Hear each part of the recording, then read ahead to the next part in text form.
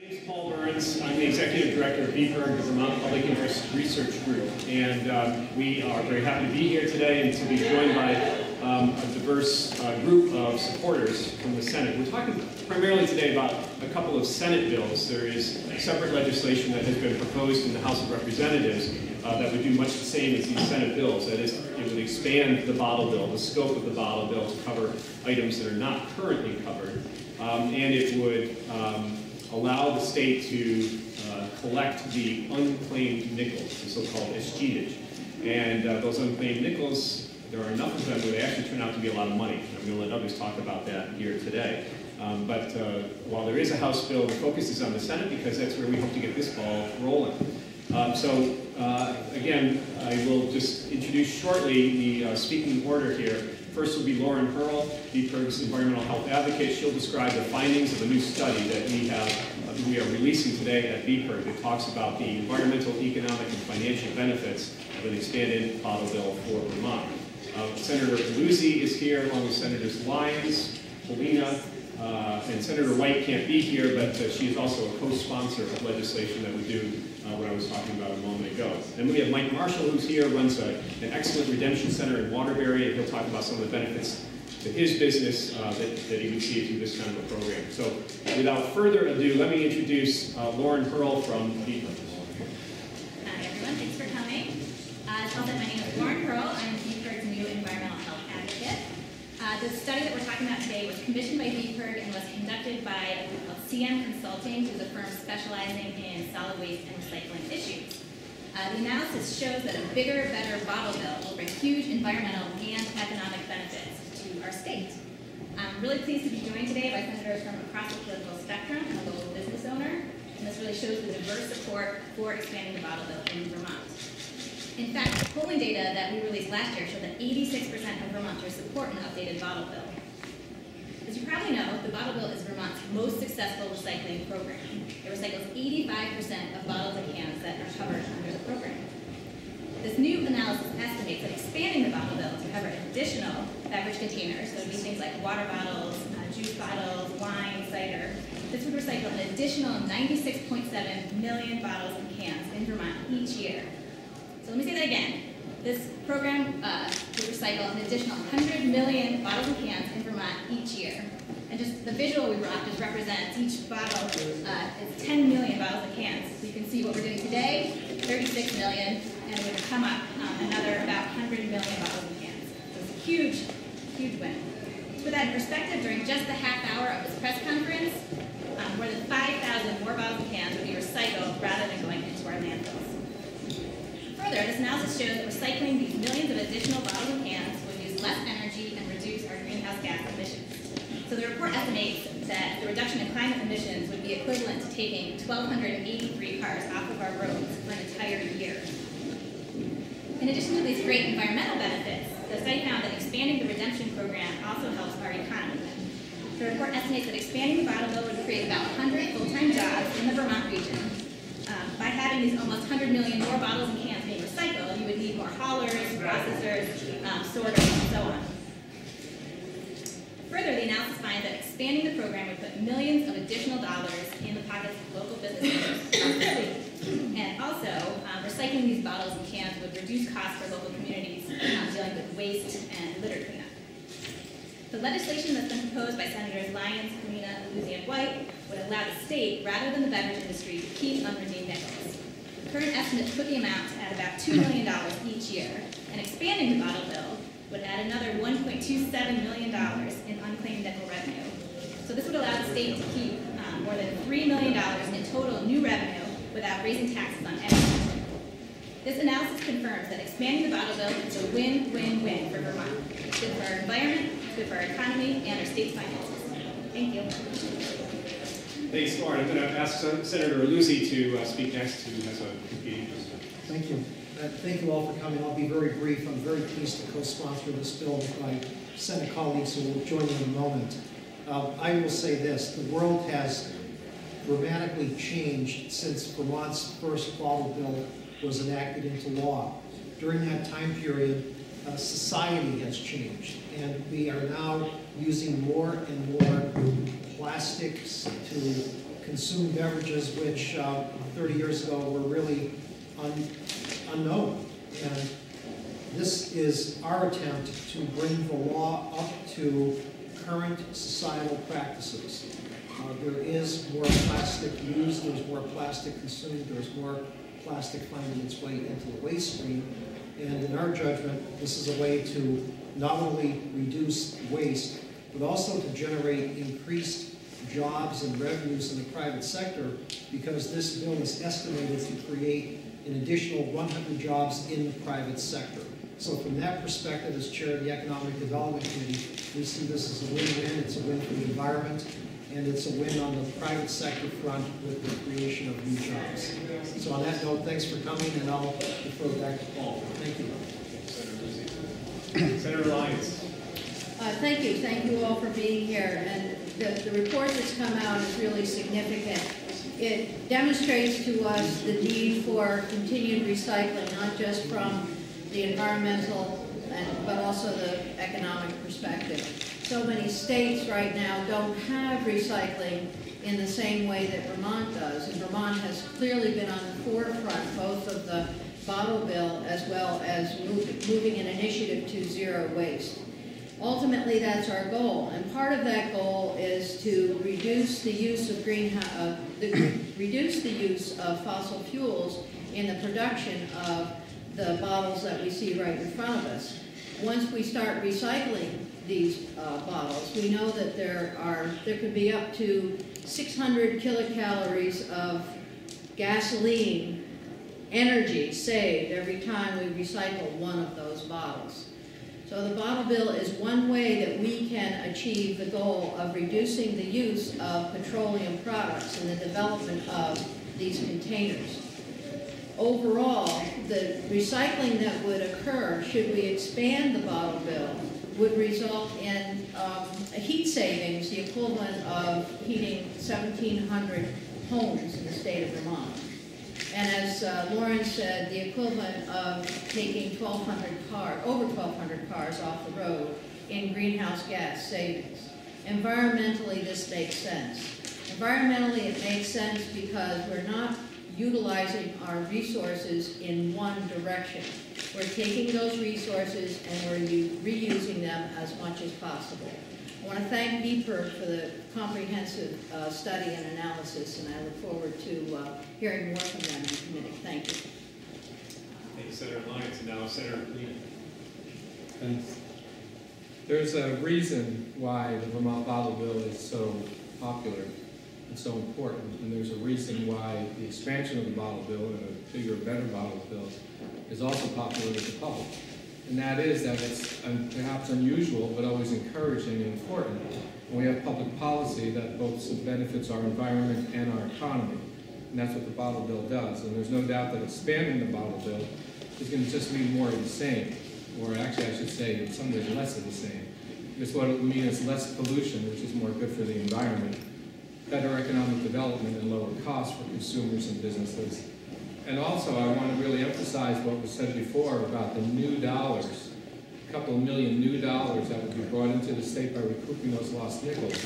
And those new dollars could then be invested in jobs. We talked about it, you heard about the initial jobs that would be created from the increased recycling.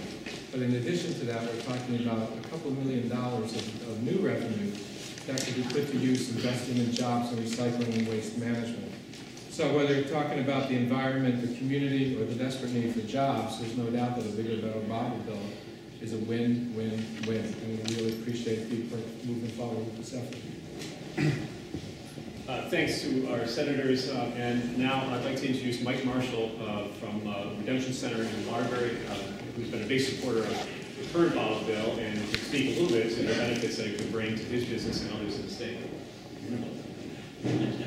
Good afternoon. My name is Mike Marshall. I look at this as a different perspective than most everyone out there because I see this every day. Part of my business is a recycling, a transfer station, and a redemption. So I see what goes into the landfill and I can see what is being recycled. A lot of the recycling never makes it to MRF, the Material Recycling Facility in Williston. A lot of it does end up in the landfill. By extending in expanding the bottle bill, a lot of this will be saved and will be going back toward recycling, as they say. To put it in perspective, last year at my redemption center, we collected about 2.6 million bottles and cans. And to give you an idea of what that is, take a 50 by 50 area, and it's over 10 stories high. That's what you'd be filling, and that's only one redemption center. So you combine that throughout the state, and when you're more than doubling what you're recycling now, that will definitely increase employment, especially among the young, who would be more apt to do this. And they're among some of the highest unemployment rate. So to sum it up, this is not just a great idea, it's a reasonable one with intelligence. Thank you. Well, there you have it. It's a reasonable idea with intelligence, and we expect, therefore, it will have a quick passage through both houses and be signed by the governor. Seriously, this has been something that we've been supporting for a long time, but we now have the data that backs up, I think, what a lot of people have suspected for a long time about the specific environmental benefits, the economic benefits, and of course the financial benefits that will come to the state through those unpaid. So I'm really happy to be here and be happy to try to answer any questions that you might have. The governor says the bill is a mistake. He referred to the bottle bill as a dinosaur, and that he wants to move the state to a total recycling plan. So you're not taking some things to the redemption center and taking other things to be recycled at your curbside, that there's just going to be one comprehensive system. And it doesn't make any sense from his perspective to take this step when the ultimate goal is to go way beyond it. How do you respond to that?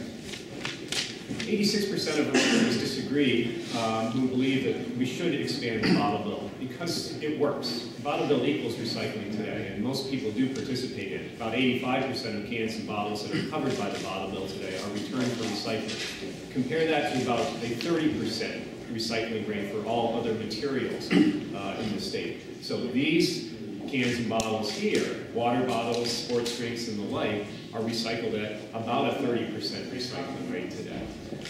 Even if you make that easy curbside, you're not going to get anything that approaches an 85% recycling rate that we currently see with the bottle bill. And we have that information that we can see from any number of places around the country and indeed in other countries that have curbside recycling. We support making recycling easier for everybody, and there's a bill in the House that I think could, make strong strides moving forward on solid waste issues generally. But when we think about the things that we can do right away to support and improve our recycling programs, we've got to look at what works. And what works in Vermont right now, what works best, is the recycling that comes with the bottle bill. And so if we can expand that, as a number of other states have done, most recently in New York and Connecticut, we can see greater success for any covered items here. It's not an either-or proposition in our minds.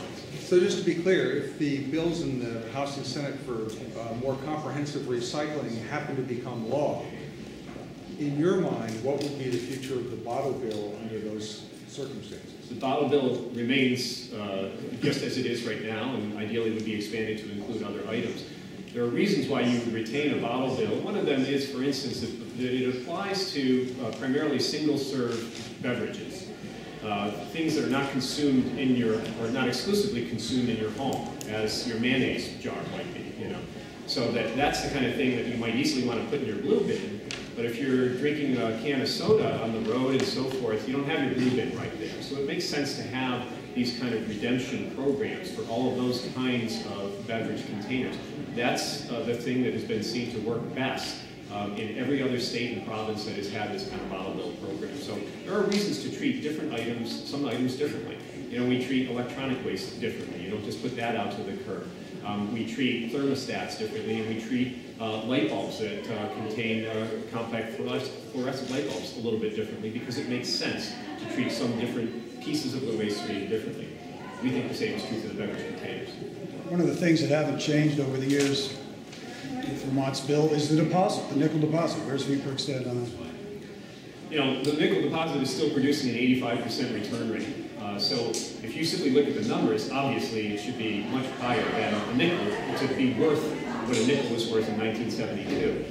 but it's still having the positive results. That is, people are still bringing it back for their nickels today. So, you know, we think it might make sense to increase it. These bills don't do that, and you know, I think it works pretty well as it is. So They don't have, the bills don't have it, but would you advocate for it? it's not my top priority. We support the bills as they are right now.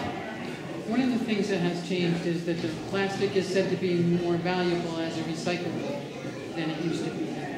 And the argument is that if you take all these and put them in the bottle bill, you will cripple the recycling program. And that would defeat your other purpose of increasing recycling overall. What do you think of that? That hasn't been the case elsewhere, where you have, again, there's a lot of experience in other states that have expanded their recycling, their bottle bill programs to include these other items. Maine has had it for many years. Again, New York, Connecticut, in the last 2 years have expanded their bottle bill recycling programs to include at least water containers, almost all of which are made of plastic. It hasn't destroyed other municipal or local recycling programs. So these things can work concurrently together. So you tout the economic benefits, but the money and you know the revenue that would come into the state, but the money has to come from it's coming from somewhere, and that somewhere is, in at least some cases, the beverage industry. So, I mean, it might have some economic benefit to some, areas of the economy, but it's going to also cost some industry money. So, I mean, do you still see it as a net gain, or? Yeah, it would be over $3 million of increased revenue for the state without raising taxes on anyone. Except you're drawing that money from the beverage companies, correct? Yeah. It's a good question, but the nickels that we're talking about recouping are nickels that we as consumers have already sent to the beverage companies. We're simply saying that we want those nickels that are not used, not redeemed, to not be put into the pockets and the profits of the beverage companies. We want them returned to the consumers, or in this case to the state, to be used to create jobs and economic development. And I don't know the exact number, but there are a number of states that have already done this. They've set policies that recoup the so-called lost nickels. So Vermont would not be the first state to do it. In fact, they're behind a number of other states that have already done it. So the point is that the nickels are already our nickels. We sent them to the beverage company with the idea that we would get them back when we redeem our bottles. If we don't redeem our bottles, the beverage company, it's a windfall for them in a sense. Other states have said that they should return them. So there's clearly a precedent for doing that. Well, they wouldn't call them a windfall because they say it helps defray the cost of implementing the bottle bill. So, I mean, it would have an effect on those companies. And potentially it hurt them, right? Nickels to keep. What's that? They would have fewer nickels to keep, and those are our nickels. I'm not sure what, certainly we will have to hear from the beverage companies, but I'm not sure what investment they're currently making in the recycling program. The investment is made by folks who own beverage warehouses and by consumers who are actually putting the nickels in for the deposit. The ideal situation would be one where manufacturers did have a stake in this, not just a labeling, but also, some kind of a system where bottle collection could take place out in the community, wherever we go, and that they would support that process. Isn't there a handling fee that's included in there somewhere? There's a handling fee for folks who actually collect the bottles and send them back to the manufacturer. Have you taken up the bill in your committee yet? Are you going to? Well, we'll certainly look at it, and we'll certainly look at it in the context of the work that the House is doing. I think there has to be a marriage of ideas here, and so we'll take it up. You will take it up? Take testimony on it? Yes. Okay. Yeah. Yes, that's what it means. We'll take it up and we'll take testimony. Are there any other questions? Thanks a lot, everybody, for being here.